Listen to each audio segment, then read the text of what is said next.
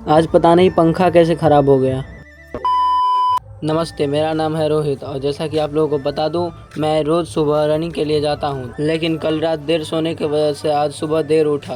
क्या मतलब, इतनी भी देर से नहीं उठा कि सूर्योदय हो चुका हो। खैर, इन सब बातों को छोड़कर मैं पहुंच जाता हूं नहर पे और कुछ समय एक्सरसाइज करने के बाद मैं देखता हूं कि सूर्योदय हो चुका है। जैसा कि आप लोग देख ही सकते हैं कि कितना सुंदर सूर्योदय होता है हम लोगों के गाँव के इधर, और गाँव के सूर्योदय की बात तो अलग ही है।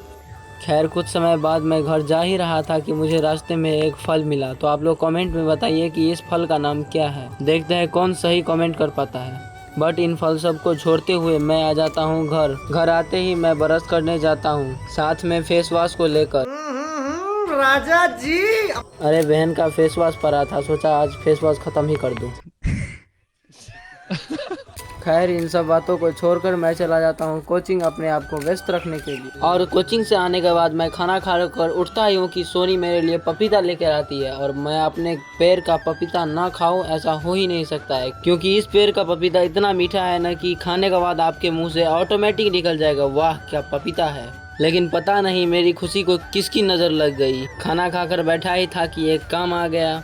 आज पता नहीं पंखा कैसे खराब हो गया, मुझे इसी पंखा को ठीक करने के लिए भेजा गया। तो मुझे जो सौंपी गई काम थी, मैं इतनी धूप में उसे ठीक करवाने के लिए चला गया। जैसे ही दुकान पे जाता हूँ तो दुकान वाले भैया बोलते हैं अभी पंखा को रख दो, मैं थोड़ी देर में ठीक कर दूंगा। तो मैं पंखा को बगल में रख देता हूँ और वहीं पे बैठ जाता हूँ इंतजार करने के लिए। तो पूरे 1 घंटा इंतजार करने के बाद दुकान वाले भैया ने पंखा ठीक करनी शुरू कर दी। फिर और आधा घंटा खर्च करने के बाद दुकान वाले भैया पंखा को ठीक करने के बाद चला कर दिखाते हैं, उसके बाद मुझे दे देते हैं और फिर मैं उस पंखा को लेकर अपने घर की ओर चला जाता हूँ। और फिर घर पे आने के बाद मैं इस पंखा को बोरा में से निकाल कर चेक करके देखना चाहता हूँ कि अभी भी वो चल रही है कि नहीं। वैसे चेक करने जा ही रहा था कि इसका तार छोटा हो। फिर मैंने सोनी को बुलाया, उसको पंखा पकड़ाया और प्लग को मैंने बोर्ड में लगाया तो और देखा, उसके बाद पंखा चलने लगी, वो भी तूफान की तरह। फिर मैं इन तूफान का सामना करते करते सो ही जाता हूँ। खत्म। अरे अभी नहीं, फिर मैं अपने पलटन के साथ घूमने चला जाता हूँ नहर की ओर।